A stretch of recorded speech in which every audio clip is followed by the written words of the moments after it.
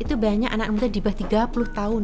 Mereka eksportir buah. Mereka tuh kadang kehilangan 1M, 2M itu cuma ketawa.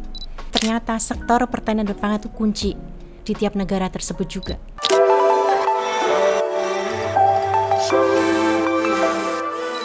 Hai Sobat Vidivisi, gak bosan-bosan, aku Primal Vernia dan juga Brin. Kali ini hadir lagi di atas meja makan, karena di atas meja makan kita bakal obrolin soal pangan nih. Tapi sebelum itu, jangan lupa untuk like, comment, share, dan juga subscribe, tentunya hanya di Vidivisi Talk. Langsung aja ya, tanpa berlama-lama, aku mau memperkenalkan, di sini ada narasumber kita hari ini, Ibu Puji Lestari selaku Kepala Organisasi Riset Pertanian dan juga Pangan. Yeay! Halo Ibu. Halo. Gimana kabarnya? Alhamdulillah. Langsung berubah kan aku kan. Saya itu asli Lasem, Kabupaten Rembang. Ingat nggak Ibu Kartini? Nah, itu aslinya dari Rembang, saya dari salah satu kabupaten di Rembang. Kurang lebih berarti Ibu Kartini mirip Ibu Puji ya Bu ya. Ya semoga mengikuti jejak beliau. Kita semua. Oke. Kartini masa kini. Insya Allah kita semua. Aku mengarah ke Kartini sana. masa gitu. Saya masa lebih dulu ya, Mbak. Iya, Masa sekarang. Nah Ya, gitu betul. ya Bu ya. Iya. Ibu Puji ini lembut banget ya Bapak Ibu, semua pemirsa di rumah gitu yang lagi nonton. Ini aku jadi kebawa nih, ingat bude aku Bu di Oh, ya? Boyolali. Iya. Asli Boyolali. Aku masih Boyolali. Itu mirip Ibu ngomongnya tuh lembut banget. Kalau pulang dari Jawa biasanya aku kebawa sehari. Terus? Habis itu balik lagi. Ngomong-ngomong kan Ibu kan dari riset pertanian dan pangan ya Bu ya. Selaku kepala ini aku mau mengusulkan ini hasil penelitian terbaru aku. Apa itu? Ini adalah nugget isinya pisang goreng Bu. Oh, Iya. pisang goreng, pisang itu asli Indonesia loh. Nah tuh Bu. Original Indonesia itu. Original kita bilang Indonesia. endemis Indonesia. Oke, nah itu tuh aku baru tahu. Tapi ini Iya. aku yang bikin nuggetnya nih Bu. Udah pernah belum Bu makan nugget Belum. pisang? Nah, ini dia Bu. Boleh Bu dipatenkan ya Bu. Ini kalau belum ada Iya. aku mau patenkan. Paten Ini apa namanya? nugget pisang goreng. Boleh Bu diicip-icip Bu.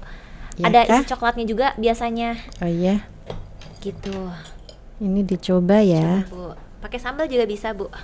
Ini kalau di mana? Di Manado yang pakai sambal itu, ya kan? Pisang pakai sambal. Pisang Kalau- apa ini? Pisang apa? Pisang bengkok Bu. Enak. Enak ya, Bu? Tepungnya apa ini? Tepung apa ini? Tepungnya tepung roti Bu. Tepung roti. Nah, gandum ya. Nah, Dari gandum betul Ibu. kita banyak impor gandum. Nah, dari mana tuh Bu? Banyak. Kita sebenarnya banyak dari Australia ini. Tapi juga dari mana yang kasihan? Dari Kanada juga sebenarnya. Dari Ukraina itu yang sekarang lagi perang. Dia salah satu eksportir gandum sebenarnya. Tapi karena perang jadi salah satu problem ya kan, dia mensupport banyak gandum di dunia. Tapi sekarang karena kondisi perang jadi dampak ke ya global juga kalau melihat. Dan mungkin di Indonesia jadi mahal juga kan kalau kita langka gandum, atau jadi maksudnya harganya juga menjadi lebih tinggi mungkin kalau sekarang. Nanti kita bahas-bahas lebih lanjut ya soal impor-impor ya Bu ya, pangan ke Indonesia gitu. Padahal kan kita negara agraris ya Bu ya. Tapi sebelum itu tak kenal, katanya sih tak sayang. Tapi sih kalau saya sih dari awal udah sayang sama Ibu. Saya juga sayang. Sayang semua di sini ya. Boleh dong Bu dikasih tahu profil singkat Ibu, mungkin pendidikannya, terus karir Ibu sampai akhirnya bisa jadi kepala organisasi riset pertanian dan pangan di BRIN Bu. Oke, singkat aja kah ya. Saya itu S1, S2 IPB. Tahun berapa itu? S1 tahun 89 masuk IPB. Kemudian 2002 itu ke Korea untuk S3. Itu zaman dulu masih belum banyak orang Indonesia di sana. Mungkin baru beberapa itu di Seoul National University. Kemudian lulus tahun 2005. Habis itu postdoc itu sampai tahun 2014. Tapi bolak-balik Indonesia. Postdoktoral itu di sini banyak melakukan penelitian yang Indonesia juga saya bawa ke sana. Tapi di sana alhamdulillah jadi ada menambah pengalaman kan, terus pulang tapi status saya itu pegawai negeri. Jadi tahun sebenarnya lulus S1 itu 94 itu langsung masuk ke honorer ya di Kementerian Pertanian. Waktu itu Balitan, kemudian S2 itu yang IPB tadi itu masih langsung CPNS ya waktu itu. Nah pas di Korea itu dalam produksi PNS, tapi jadi kita kayak kolaborasi. Jadi waktu itu kita memperluas jaringan lah. Kemudian pulang ke Indonesia ke Kementerian Pertanian BB Biogin. Baru itu 2014, kemudian 2020 dipindah ke BP Padi. Karena kalau kita kan ada di peneliti kan ada jenjang fungsional ya. Kalau ingin meraih jenjang tertinggi kita peneliti ahli utama. Di BP Biogin nggak ada formasi. Kemudian ya udah ke BP Padi itu peraturan. Di BP Padi kemudian sampai 2022 Maret. Nah itu ikut lelang ya sebenarnya dari awal. Lelang? Iya lelang bidding kan ini. Lelang jabatan ini bidding. Kalau di BRIN tidak ada yang sistem jabatan dikasih, nggak ada. Jadi berseleksi umum sesuai kompetensi. Jadi waktu itu ada informasi bulan apa ya itu lupa. Februari. Jadi mengajukan begitu kalau lelang, Bu? Jadi ada pengumuman di webnya BRIN. Tapi ada syarat-syarat, ada umur, ada syarat-syarat itu di situ kata. Tapi memang itu ada banyak teman-teman, banyak yang kompeten juga, mungkin ada dibatasi umur. Terus ya udah didorong-dorong. Ya udah. Sebenarnya tadinya saya tidak berkeinginan. Saya itu murni peneliti, jiwa saya peneliti. Tidak pernah ingin menjadi pejabat, tidak pernah. Tapi saat lelang, loh kok jalan terus, masuk terus. Sampai terakhir kok lolos. Ya udah. Kok saya juga ikut bingung. Iya betul. Pas lolos terus, loh kok lolos terus, akhirnya ya saat itu ya komit. Saat mendapatkan tugas saya komit harus saya lakukan sebaik mungkin sebagai Kepala OR Pertanian dan Pangan BRIN, dan itu dilantik 4 Maret 2022. Jadi bukan penunjukan tapi semuanya lelang ya Bu ya, di BRIN ini ya Bu ya. Iya. Dan itu sesuai kompetensi apapun, di situ ada syaratnya. Dan itu yang panselnya sendiri juga dari luar BRIN, sebagian dari BRIN memang, tapi itu benar-benar memang interview. Jadi syarat administrasi, kemudian juga interview. Jadi benar-benar itu ada tidak hanya ini secara mungkin nggak tahu secara saintifiknya, mungkin juga ada bagiannya yang bahasa juga gitu sih. Ya. Ibu kan di Korea, apakah emang Korea itu di bidang pertaniannya atau pangannya gitu? Di sana pendidikannya apakah memang lebih bagus begitu Bu daripada di dalam negeri? Kalau gini ya, Korea itu sebenarnya kan termasuk negara yang 12 negara yang tercepat maju di dunia ya, kalau tidak salah. Jadi kalau melihat etos orang Korea itu, kita bisa meniru etos mereka ya. Tapi bukan berarti etos gini. Kalau secara umum kan kerja untuk hidup, mencari nafkah dalam arti. Tapi kalau itu memang hidup untuk bekerja, tapi kita tidak seperti itu. Hidup bekerja dulu kan hidup cuma kerja terus, tapi kita enggak. Maksudnya ya etos itu kesana lah, kita maksimalkan potensi kita. Kemudian tapi secara pertanian sebenarnya mereka itu karena negara miskin dalam agraris, mereka miskin sekali. Banyak negaranya itu batu-batuan. Jadi karena alamnya itu miskin, jadi mereka kerja keras. Mereka banyak dibantu teknologi, misalnya kayak misalnya kan 4 musim nih. Tapi mereka 4 musim, tapi kan populasi tidak banyak juga, jauh. Paling dengan Pulau Jawa tidak beda jauh mereka.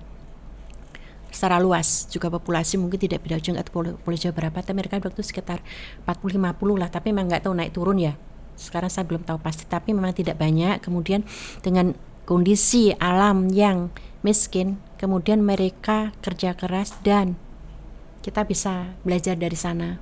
Secara pertanian memang teknologinya mereka cepat sekali teknologinya, tapi berbasis industri. Kalau lihat dari sekarang HP, mobil, itu kan banyak dari Korea, dan mereka regenerasinya cepat sekali. Dan sepertinya ada semboyan melebihi Jepang, karena mereka dijajah Jepang itu 3,5 tahun. Sama dong Bu, kita juga. 35 tahun. 35 tahun.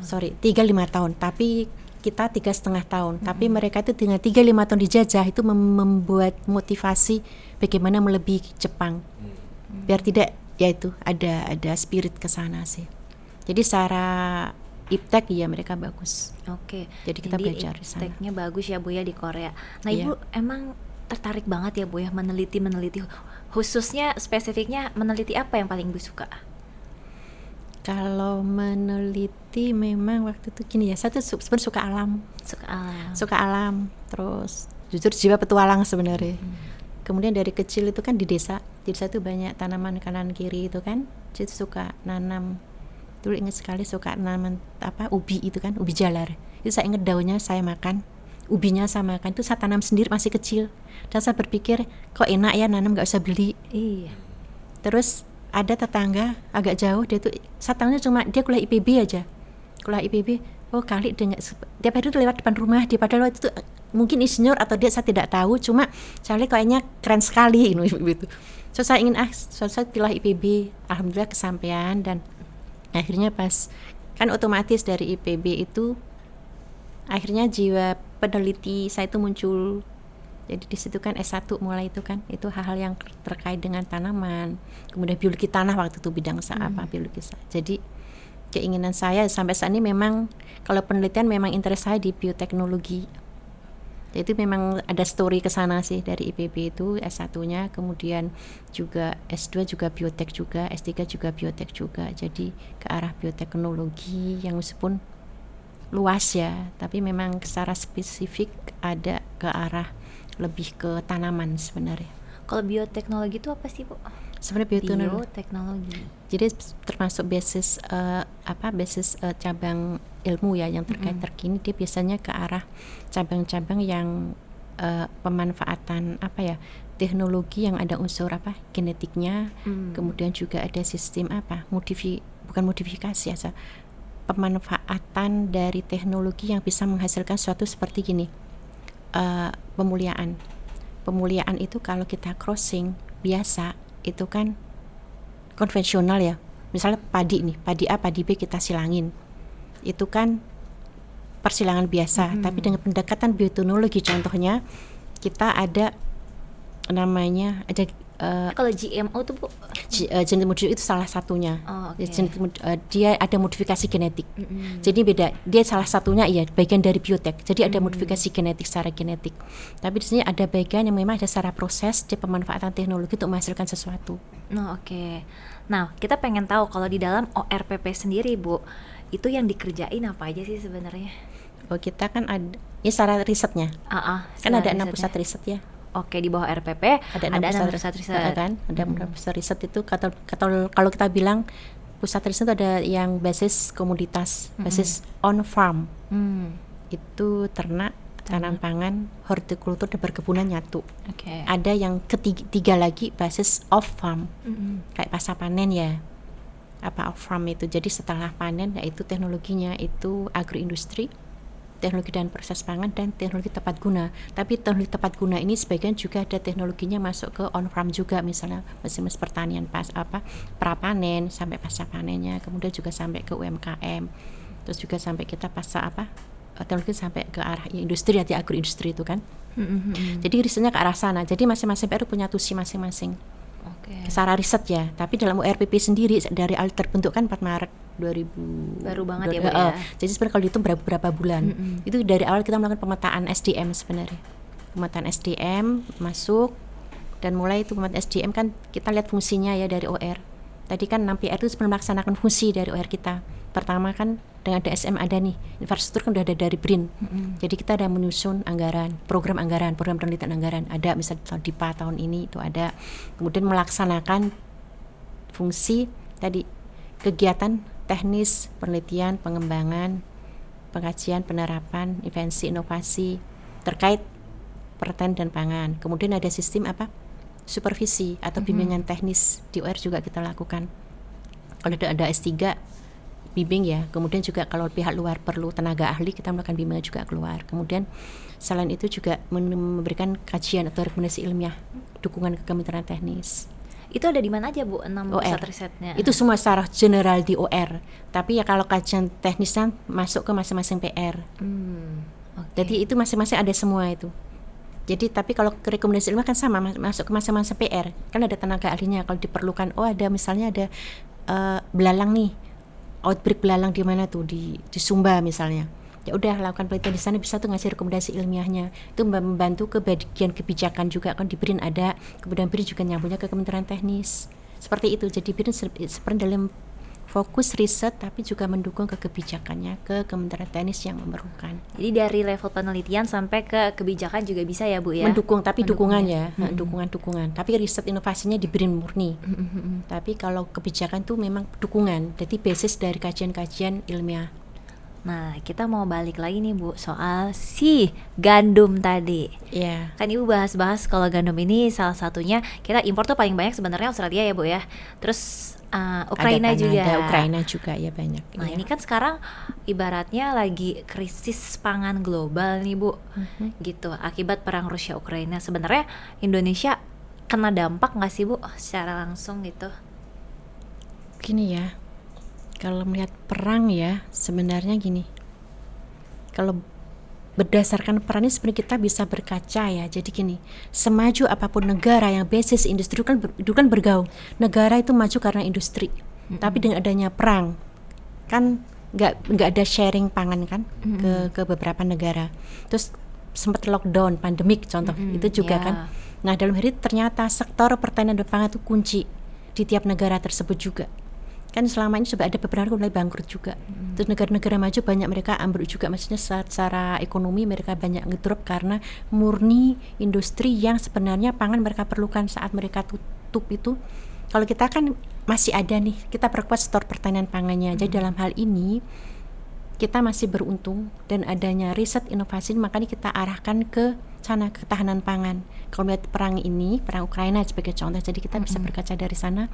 Riset ini kita rancang tidak hanya jangka pendek, jangka menengah, jangka panjang. Di RPP sendiri sudah ada tuh Renduk, apa itu namanya, rencana induk ya. Sampai 25 tahun ke depan ada kita rancang ke sana. Jadi ada antisipasinya ya Bu ya? ya? Jadi ke depan ada, jadi jangka panjangnya apa, ada materinya sudah kita buat, itu juga sesuai dengan kebutuhan dan itu juga kita fokuskan ke misalnya ke pangan kan.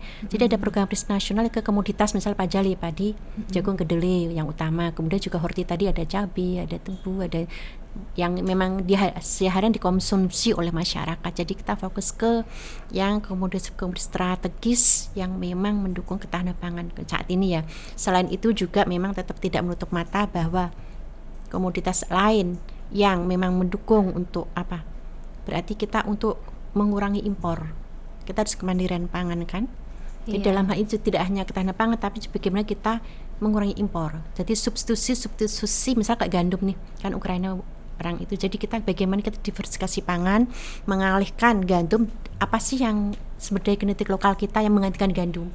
Jadi kita jika mencari alternatif atau substitusi bahan-bahan impor ke arah sana. Jadi kemandirian, kita lebih mandiri. Biar mandiri, nggak perlu impor-impor lagi kalau bisa ya Bu ya, apapun itu. Nah tadi kalau misalnya ada langkah antisipasi, berarti jangka pendek, jangka menengah, jangka panjangnya itu berarti udah dirancang ya Bu ya? Insya Allah apa aja sih itu, Bu? Ada insya Allah. Misalnya gini, kalau yang jangka pendek kan sebenarnya saat ini ya, kayak tahun ini sebenarnya kita udah ada DIPA nih. Tahun ini kebetulan kita ada anggaran in-house DIPA. Jadi kita memang kemarin kita fokuskan, kan ada proposal nih kita rancang. Jadi kita membuat seperti kerangka acuan kerja. Proposal itu untuk secara general RPP. Itu kita fokuskan ke misalnya tadi 9 komoditas strategis nih. Apa aja sih Bu? Jadi paling secara umum yang kemarin kita pilih padi, jagung, kedelai, sapi, tebu, bawang merah, bawang putih kita masukkan. Kemudian cabai. Kemudian juga untuk yang perkebunan memang kakao dan kopi karena Kementerian Pertanian juga mendukung ke sana. Kemudian juga untuk pedagang ya unggas juga masuk juga ke sana. Ya, jadi kita fokuskan ke sana. Untuk jangka pendeknya memang kita fokus ke sana dan kita lebih ke varietas unggul yang kita arahkan ke sana. Jadi kalau tanaman kan gini, yang ditanam kan makan beras nih. Makan kan nasi Bu. Iya, beras ke nasi maksudnya. Iya, beras jadi bingung tuh padi, beras, nasi, ya kan? Padi, beras, nasi. Iya. Nah, padahal bahasa Inggrisnya cuma satu kan, rice gitu tuh. Iya. Nah, kita kan bingung tuh padi, beras, nasi. Lagi. Itu kan ada varietas namanya. Coba ada pandan wangi, ada rojo lili. Nah, itu sebenarnya padi-padi lokal. Itu lokal itu memang banyak yang di kita, tapi kita juga mengembangkan yang varietas-varietas unggul hasil persilangan.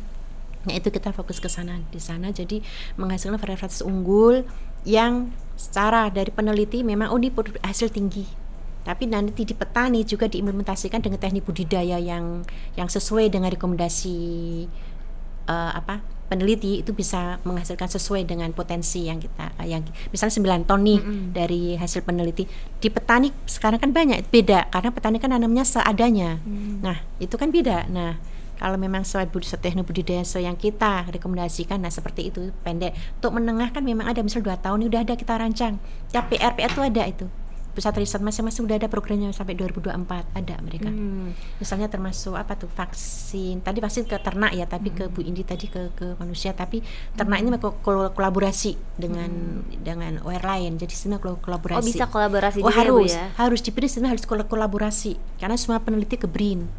Jadi kolaborasi itu antar PR dalam ORPP sendiri, antar OR di BRIN, malah udah kita syarat harus ada counterpart dari luar BRIN. Ada dari universitas atau dari industri atau dari struktur yang lain ada. Oke, berarti jadi harapkan antar OR dalam BRIN, kemudian juga antar lembaga dan juga yang lain-lainnya di luar BRIN juga ya, yang Bu, sesuai ya. Karena kita harapannya hasilnya memang bisa dinikmati masyarakat. Jadi memang kayak industri mulai juga terserah levelnya kita coba ke sana. Nah kalau beras sendiri nih Bu, tadi kan kita ngebahas beras ternyata kita masih banyak impor dari Vietnam ya Bu ya. Itu berapa persen Bu kita beras yang impor dari Vietnam? Sorry ya kalau secara di atas 50% atau kalau perhitungan itu saya belum bisa. Persentasenya belum tahu. Cuman memang masih ada supply dari Vietnam juga ya Bu ya. Tinggi sekali itu, iya tinggi sekali dari sana Bu. Nggak tahu, mohon maaf kalau secara persen saya tidak ngecek ya. Itu cuma ya Bu? Sebenarnya dalam hal ini seperti ini ya, kalau beras itu sebenarnya secara produksi itu nggak beda jauh. Vietnam, contoh di kita tuh misalnya kadang di level petani ada yang 6 ton, 7 ton udah bagus, tapi ada yang mengikuti rekomendasi itu sampai 12 ton ada itu. Yang kemarin kita diskusi itu ada di pendampingan itu kan karena dengan Kemendes ya kemarin malam ada sampai 12 ton. Di Vietnam mungkin juga nggak beda jauh, hanya di kita kan yang petani tidak banyak. Nah itu dia Bu, aku bingung deh. Nah, kita kan negara agraris, masih cocok nggak sih sebenarnya nama sangat negara cocok. itu ini di kita dengan jumlah petani yang mungkin sekarang udah nggak banyak mungkin peminatnya Bu ya, berkurang jauh mungkin. Kalau nggak salah lupa saya itu turunnya drastis sekali. Zaman dulu katanya 86%, sekarang tinggal 20% kalau nggak salah. Tata saat aku salah angka, tapi jauh sekali turunnya. Berarti bukan negara agraris lagi. Kalau melihat dari petaninya, tapi alamnya kan sebenarnya masih agraris. Alamnya ya, alamnya. Tapi mata pencahariannya udah berpindah ya Bu ya. Di kampung saya udah pada habis itu petani. Udah pada nggak mau Bu. Nggak mau, iya betul. Iya. Gitu. Nah, tapi kan kita tidak menutup mata populasi kita tinggi. Kalau nggak salah 273 juta kah? Itu tinggi sekali dengan yang sekarang yang petani cuma berapa persen dan produksi sekian nggak cukup memang. Jadi tadi kan saya bilang ingat bude saya kalau sama ibu. Nah bude saya tuh pernah cerita. Jadi di kampungnya dia. Nih, jadi aku bingung ya menanggapinya secara positif atau negatif gitu ya. Ibaratnya sekarang kampungnya itu desanya udah hilang, udah nggak ada yang mau tinggal di situ warganya, karena warganya tuh pintar-pintar. Ibaratnya zaman di tempat saya Boyolali itu mungkin yang keluar kota baru 1-2 orang, di desanya tuh udah banyak yang kuliah ke luar negeri, udah banyak yang kuliah ke Jakarta kemana gitu. Akhirnya karena pada maju-maju udah nggak mau bertani lagi. Di satu sisi bagus ya Bu, berarti pendidikannya tinggi gitu. Oh udah nggak mau lagi lah bercocok tanam gitu. Kalau nanam doang, nyangkul doang ya buat makan doang, cuman cukup buat hidup. Berkembang sebenarnya. Nah ini jadi kita menanggapinya secara positif atau negatif sih Bu sebenarnya, karena makin pintar nyari duit gitu ya. Oh nggak mau bertani karena bertani dinilai kurang menghasilkan, atau justru pemerintah harus menggenjot lagi nih agar banyak yang mau bertani gitu. Iya, sepertinya ke arah sana ya. Sepertinya kita harus gimana menarik minat. Kalau kan dari generasi muda dong. Kalau generasi yang tua kan pasti konvensional sekali, akan kalah masuk secara teknologi apapun. Jadi kita mulai memanfaatkan yang generasi muda deh untuk petani, milenial katakanlah, karena termasuk aset bangsa ya kalau kita. Dan sektor pertanian memang ini harapan kita untuk menjaga tahanan pangan, menjaga stabilitas nasional, juga mungkin malah devisa. Atau sebenarnya kalau kita petani lahir kan bukan hanya petani pangan ya, termasuk horti, perkebunan semuanya. Betul. Jadi semuanya di sini. Dan pertanian itu lengkap di sana, termasuk ternak sebenarnya. Kalau ini bagian kita menarik minat, pengetahuan mereka. Itu sebenarnya kalau kita di Korea, mohon maaf, di mereka itu ada sekolah yang dibiayai, itu beasiswa free. dan mereka dipaksa jadi petani, tapi memang didampingi semuanya. Jadi di sana nanti lulus disediakan jadi petani, semua dibantu sampai mereka bisa menjual itu produk sampai ke pasar itu, dan mereka secara ekonomi cukup jadi menjadi profesi petani. Kalau kita sebagai profesi, insya Allah sih. Nah di Indonesia mungkin kita ke sana. Nah sebenarnya kalau kita bisa menarik ke sana, yang saat ini kan cukup banyak. Satu kemarin ada meeting dengan kontak bisnis hortikultura Indonesia, KHBI ya, kontak bisnis KBHI. Saya menjadi anggota kehormatan mereka. Itu banyak anak muda di bawah 30 tahun, mereka eksportir buah. Ya, itu sekarang saya juga sering lihat tuh ekspor-ekspor itu anak-anak muda. Banyak. Nah, seperti jadi sebenarnya gini, kuncinya jangan dibiarkan sendiri. Betul. Jadi dalam komunitas, network, kemudian memang update teknologi terbaru, iptek terbaru, tapi memang jangan sebagai rival. Mereka bersatu kesatuan, dan saya lihat mereka saling mendukung itu. Betul. Saya lihat, iya. Karena jadi kalau ekspor ini minimal harus bisa bahasa Inggris kan, Bu. Iya. Jadi mereka ini buat website apa segala macam, dia ke daerah mencari apa sih potensi di daerah ini, yang hasil panennya besar apa sih. Kemudian dia tawarkanlah melalui website itu ekspor untuk dapat dari luar negeri. Dan banyaknya minimal S1 ada banyak, anak memang sarjana minimal. Saya juga tertarik sih Bu, pengen jadi eksportir, cuma masih mikir ekspor dan apa yang bisa diekspor. Besar loh itu, kadang kadang nggak lepas dari pendidikan tinggi tidak ngaruh. Mereka tuh kadang kehilangan 1M, 2M itu cuma ketawa. Iya, karena kan gini, ku menangis kalau saya gitu Bu. Ternyata iya, jadi maksudnya itu anak muda kemarin sore, tapi memang menjanjikan. Jadi untungnya juga tinggi. Dan ini BRIN di sini termasuk fungsinya BRIN di sini. Kemarin itu kita membantu teknologi coating. Jadi bagaimana memperpanjang umur simpan buah. Contoh buah mangga, kalau diekspor itu kayak itu tahan misalnya 1 minggu nih. Itu kan cepat busuk kalau dikirim. Nah kan rusak di sana. Jadi dengan coating ini kan dari minyak sawit tuh, turunan minyak sawit di coating gitu. Itu kan edible ya, maksudnya aman untuk dikonsumsi. Itu bisa tahan sampai 3 minggu. Nah itu diekspor ke Arab, itu bisa, jadi mereka memanfaatkan teknologi BRIN termasuk di sana. Jadi mungkin harus kita fasilitasi ya, dan kita bantu sih kalau petani biar. Terus saya juga seneng banget nih Bu, kalau saudara saya kan ada yang tinggal di Amerika sekarang. Ternyata kan tempe itu kan superfood from Indonesia gitu. Betul. Kan Bu. Ibaratnya dulu kalau di Jakarta maunya makan steak, nggak mau makan tempe. Giliran di sana nyariinnya tempe gitu. Gilirannya nggak ada dicari gitu kan Bu. Tempe ini kan menarik banget gitu, terkenal jadi superfood from Indonesia. Kita kan pada suka makan tempe, tahu gitu. Tapi katanya ada kelangkaan kedelai gitu Ibu. Itu sebenarnya apa sih Bu penyebabnya? Iya. Sebenarnya kalau ditelusuri, kedelai itu hasil dari negara subtropis, bukan asli tropis. Indonesia kan tropis. Jadi kita di Indonesia banyak. Tapi masalahnya jadi seperti ini, kedelai di kita karena dari subtropis ke tropis, meskipun kita banyak di VF.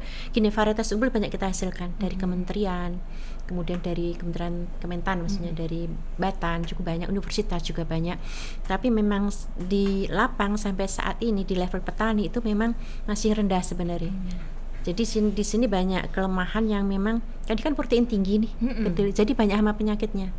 Oh gitu. Iya, banyak hama karena penyakit. Protein tinggi jadi banyak hama penyakitnya. Nah, budidaya sendiri juga petani kurang mengikuti teknik budidaya, disarankan dari lembaga risetnya. Jadi seperti itu. Jadi misalnya nih potensi 3 ton per hektar. Tapi di level petani sekarang itu kayaknya level nasional masih di bawah 2 ton per hektar, mungkin 1,1 sampai 1,5 katakanlah. Tidak tinggi. Padahal harapannya minimal 3 ton per hektar untuk bisa memenuhi. Jadi petani tidak banyak kedelai itu ditanam di Indonesia oleh petani kita.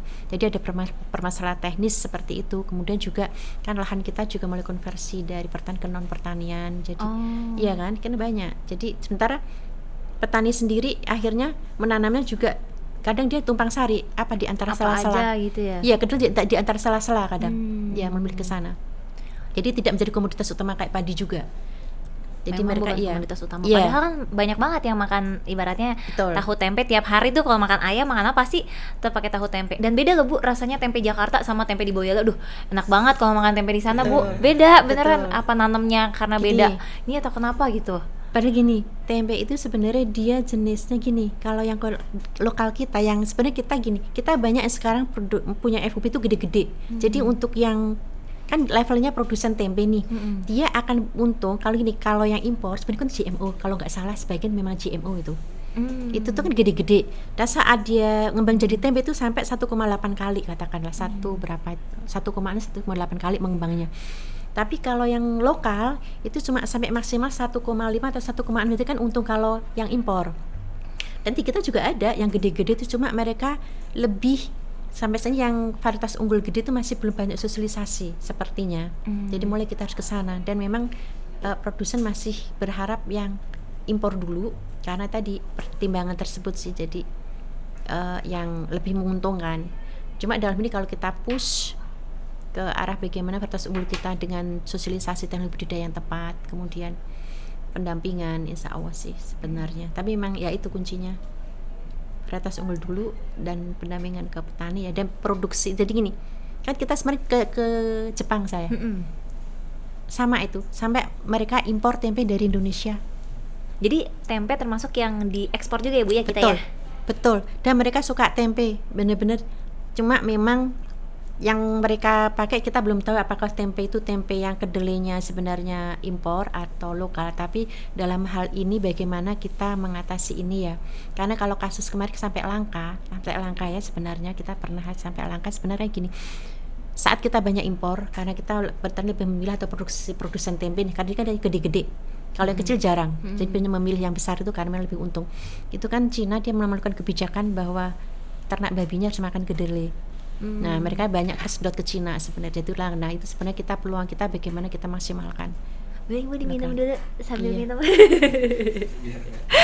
Biar nggak seret ya Ibu. Iya ya. Ngobrol-ngobrol panjang banget.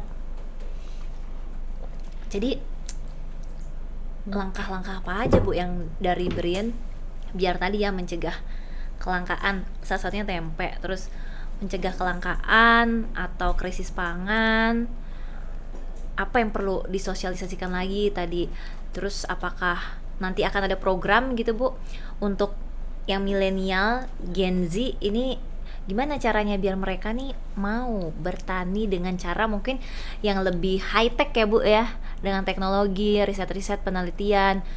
Ternyata pertanian ini tuh cuan gitu loh, menguntungkan loh, bukan dalam mungkin karena di mindsetnya ya Bu ya, kayaknya kalau bertani tuh jadul gitu, padahal kan nggak gitu sekarang. Iya sih.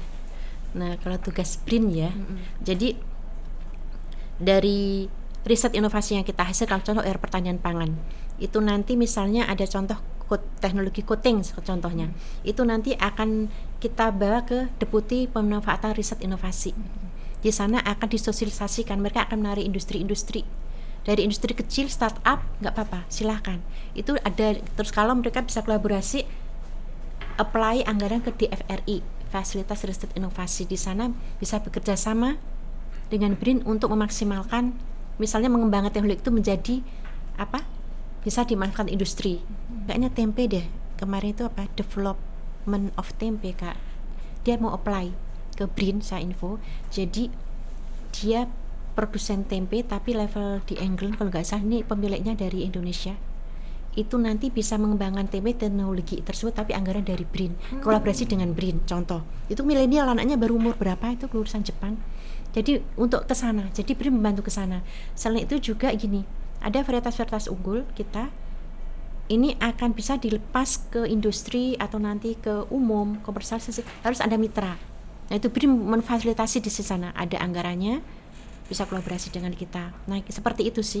Nah untuk riset ke depan kita kan nge-link dengan Deputi Kebijakan Pembangunan, Deputi Riset Inovasi. Jadi kita kerjasama apa sih rencana jangka menengah, jangka panjang, itu kita sinkronkan barengan. Dan mereka yang deputi ini bisa nyambung juga dengan OR nih, nanti link dengan kementerian teknis, kemudian juga stakeholder, mau apa industri, mau universitas, apapun ada di sini. Jadi sistemnya gini, penelitian yang kita lakukan selain memang basis untuk yang program riset nasional, yang pasti market driven research innovation. Jadi mau ke sana sih insya Allah sih. Tapi kan ini kan baru ya, Iya. maksudnya kan Baru beberapa beberapa bulan. bulan. Ya. Cuma existing teknologi yang ada mulai kita kembangkan. Jadi yang dari kementerian sebelumnya, dari lembaga sebelumnya itu yang ada tetap kita, yang ada kita makin perkuat dan seperti itu kira-kira. Mungkin kalau harapan dari Ibu nih, riset pertanian ke depannya nih Bu, berkaca dari pengalaman Ibu waktu kuliah sampai ke Korea, terus beberapa tahun meneliti hingga sekarang jadi kepala, ke depannya kira-kira yang Ibu harapkan lebih ke arah mana? Riset ya. Kalau Riset saya ingin pertanian. 2 poin ya sebenarnya kayak gitu. Pertama, rekognisi dampak. Dalam arti dampak dalam arti gini. Riset hasil BRIN itu menjadi inovasi. Inovasi apa? Itu kan invensi yang ada unsur komersialisasi. Itu akan diadopsi oleh industri, masyarakat yang berdampak secara ekonomi. Itu jadi bisa dimanfaatkan. Itu tentu saja sesuai dengan kebutuhan masyarakat dan juga untuk mendukung ketahanan pangan. Jadi intinya riset tersebut harus berdampak secara ekonomi dan terjaga lingkungan berkelanjutan ke sana sih, ke depan. Kalau kita bilang green ekonomi. Yang sustain dan juga ada dampak ekonomi untuk masyarakat. Betul. Ya Bu ya. Ya betul, sustainnya juga secara lingkungan kan. Selama ini kita lingkungan udah benar-benar harus kita pelihara ya, maksudnya ke depan apa global, iklim global. Kedua, dampak sains, rekognisi sains dalam arti secara ilmiah. Jadi kita tentu saja gini, publikasi ilmiah itu yang kedua. Dan kekayaan intelektual. Kekayaan intelektual kan ada sebatas kekayaan intelektual, tapi kekayaan intelektual ini bisa langsung lanjut ke lisensi yang tadi dalamnya ke ekonomi tadi. Jadi nyambung ke sana. Jadi kalau publikasi ilmiah itu kita gini, penelitian yang bagus akan menghasilkan suatu inovasi yang bagus sampai masyarakat, tapi juga secara ilmiah dipertanggungjawabkan, itu memulai tulisan di publikasi ilmiah yang reputasi global.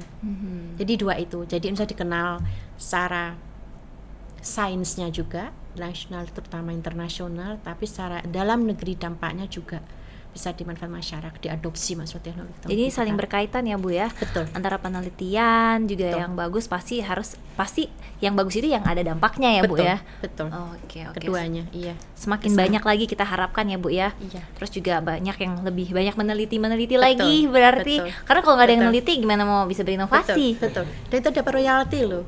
Kalau hasil penelitian itu dimitrakan lisensi, itu ada royaltinya ke peneliti itu.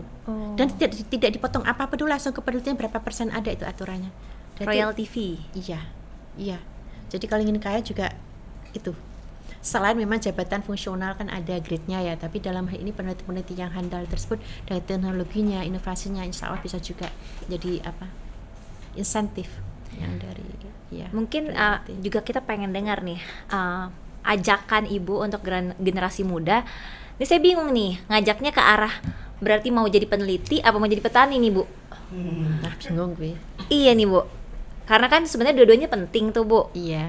Dua-duanya penting. Ya jadi mungkin yang passionnya meneliti, yang mau ke pertanian gitu Bu. Iya.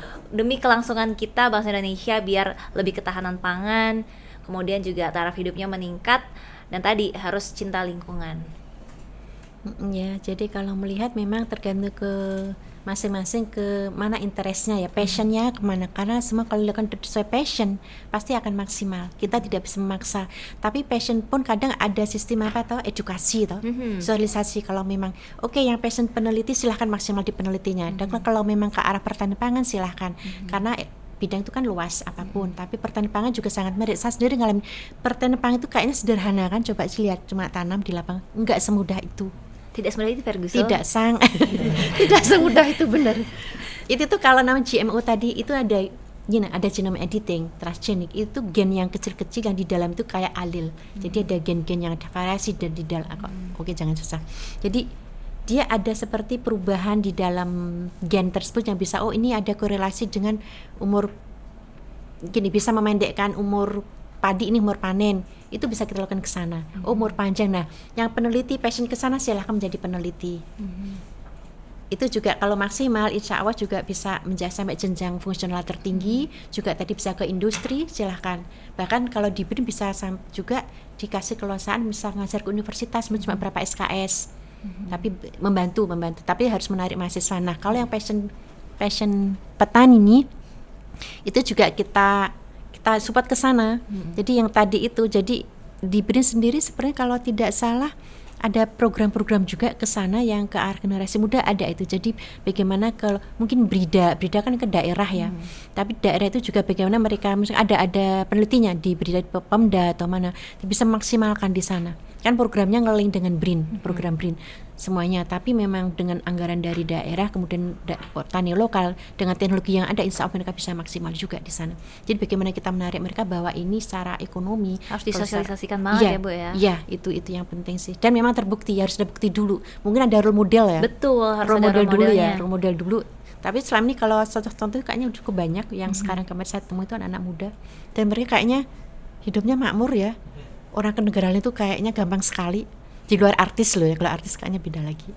Ini maksudku kadang ini Bu, melihatnya gitu ya Bu ya, kan ibaratnya dulu keluarga kan juga susah ya Bu ya, orang tua gitu kan, kadang mikirnya gini, mungkin saya diceritain gitu, kalau petani atau peternak kadang udah nanamnya lama, tiba-tiba sekalinya mau musim panen tiba-tiba inilah gagal panen lah, terus yang kena hama lah, ibaratnya ternak tiba-tiba udah ternak sekian banyak sakit lah, yang enak tengkulak nggak ngapa-ngapain, tinggal ngeborong. Tapi si petani sama peternak ini kan udah modalnya, ngurusinnya, belum lagi nanti harganya yang tiba-tiba jatuh atau gimana. Jadi banyak banget faktor resiko-resikonya gitu Bu. Nah ini bisa nggak sih diminimalin, terus mungkin biar kedepannya tuh lebih terjaga lagi, iklim jual belinya tuh harganya tuh nggak yang terlalu gimana gitu Bu. Kalau harga ini sebenarnya bukan ranahnya BRIN ya. Kalau menjaga stabilitas harga ya, ini mungkin bagian dari Kementerian Teknis, kemudian juga dari stakeholder atau lembaga-lembaga pangan yang di negara ini. Tapi BRIN dalam hal ini mendukung bahwa kalau sekali kita menghasilkan hasil riset inovasi yang bagus, yang memang halal dan bisa terbukti itu diadopsi masyarakat ataupun industri, itu terbukti memang sesuai dari uji ya, dari yang BRIN sendiri, itu silahkan. Jadi dari sana mungkin itu yang bagus itu bisa dimanfaatkan ke petani dan itu nah ini tinggal pendampingan dari kelembagaan pemerintah ya kalau untuk stabilitas harga, dan itu tentu saja kalau dalam BRIN sendiri bisa membantu seperti ini. Kita kan biasanya juga riset inovasi.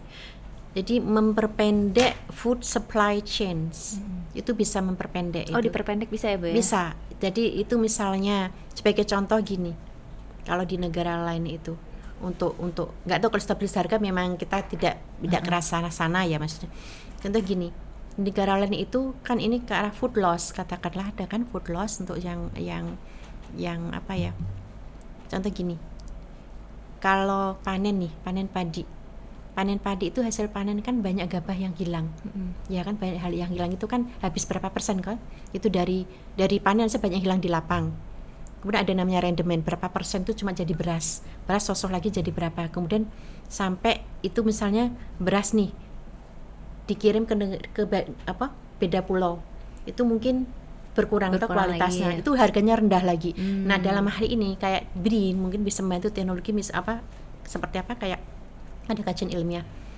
Jadi untuk yang lokal misalnya nih daerah lokal Kalimantan, kecenderungan pangan disediakan dari Kalimantan sendiri, atau kita mendukung teknologi-teknologi yang memang tadi pengawetan umur simpan, atau ada teknologi yang penyimpanan itu bisa kayak pengawetan, yaitu bisa saat ditransportasi kualitas dari itu tidak terlalu tidak turun, jadi harga juga agak stabil seperti ke arah sana.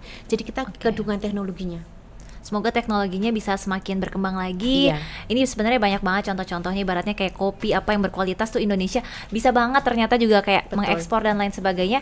Yang tadinya jadul hanya dijemur di matahari, ternyata bisa loh pakai metode roasting apa sebagainya. Nah, teknologi-teknologi yang penting buat generasi muda ya Bu ya. Jadi semoga storage, pengawetan. Betul, pengawetan, pengemasan dan lain-lainnya nih. Jadi hulu ke hilir ya Bu ya, bukan hanya menanamnya aja, tapi semuanya bisa dikemas. Betul. Terima kasih banget untuk Ibu Puji, waktunya bisa untuk sharing-sharing. Semoga generasi muda ya semuanya teman-teman di sini bisa kita merangkul para petani juga, terus bisa menjaga ketahanan pangan dengan ekspor. Tadi banyak ya Bu ya, jadi miliarder muda ya Bu ya. Betul, saya lihat sendiri orangnya, betul. Apakah Anda salah satunya? Iya. Untuk teman-teman semuanya, makasih banyak yang udah nonton. Kita udah tahu lagi nih salah satu organisasi riset di dalam BRIN. Masih ada beberapa lainnya. Mau tahu apa aja, saksikan di Divisi Talk berikutnya, tentunya hanya di atas meja makan. Jangan lupa untuk like, comment, share, dan juga subscribe ya. Ketemu lagi di episode selanjutnya. Bye-bye. Terima kasih.